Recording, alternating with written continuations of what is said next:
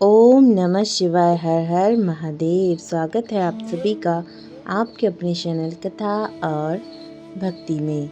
सभी को शुक्र प्रदोष व्रत की हार्दिक शुभकामनाएं। हर माह आने वाला प्रदोष व्रत भगवान शिव की कृपा पाने का सबसे बड़ा दिन होता है। शुक्रवार को पड़ने वाले व्रत को शुक्र प्रदोष व्रत कहते हैं। इस दिन किए जाने वाले प्रदोष व्रत से सुख, समृद्धि और सौभाग्य का वरदान मिलता है। प्रदोष व्रत की पूजा शाम के समय प्रदोष काल में की जाती है। यह प्रदोष सूर्यास्त से लगभग 1 घंटा पहले का समय होता है, जो प्रदोष काल कहलाता है। धार्मिक ग्रंथों के अनुसार प्रदोष व्रत करने से भगवान शिव शंकर की पूर्ण कृपा प्राप्त की जा सकती है। इससे जीवन में किसी प्रकार का अभाव नहीं रहता। इतना ही नहीं, समस्त आर्थिक संकटों का समाधान करने के लिए प्रदोष व्रत अवश्य करना चाहिए।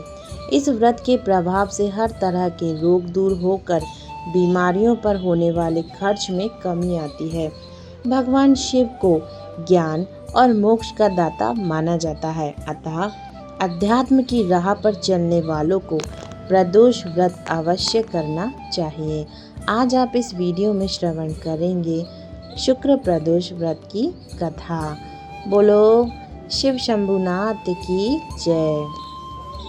एक नगर में 3 मित्र रहते थे, राजकुमार, ब्राह्मण कुमार और तीसरा धनिक पुत्र। राजकुमार और ब्राह्मण कुमार विवाहित थे।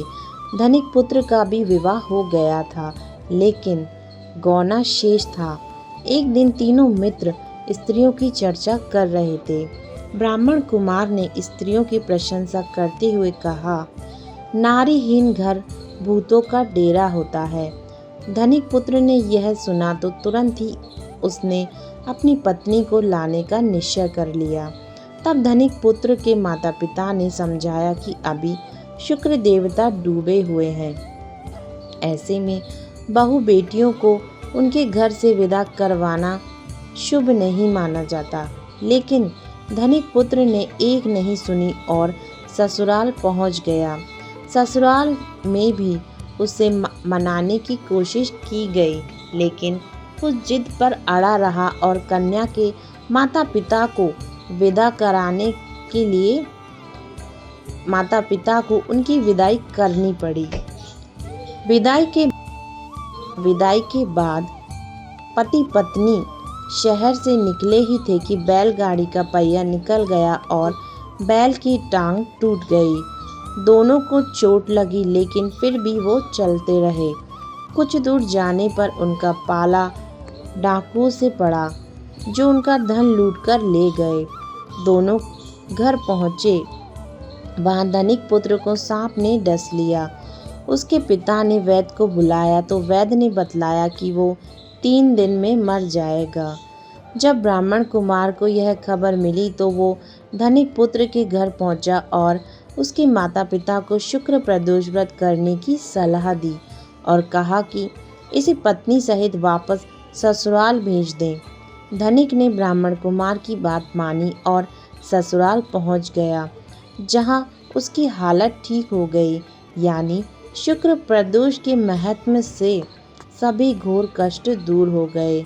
इस दिन कथा सुने अथवा सुनाए तथा कथा समाप्ति के बाद हवन सामग्री मिलाकर 11, 21 या 108 बार ओम ह्रीम क्लीम नमः शिवाय स्वाहा मंत्र से आहुति दें। उसके बाद शिव जी की आरती तथा प्रसाद वितरित करें। उसके बाद भोजन करें। कहा जाता है कि शुक्रवार को प्रदोष व्रत सौभाग्य और दाम्पत्य जीवन में सुख समृद्धि भर देता है। यही कारण है कि आज के प्रदोष व्रत काफ़ी खास माना है। शुक्रवार के दिन पड़ने वाले इस शुक्र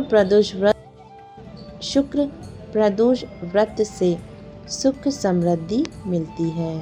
ओम नमः शिवाय। हर हर महादेव। धन्यवाद आप सभी का कथा सुनने के लिए। ये थी शुक्र प्रदोष व्रत की कथा।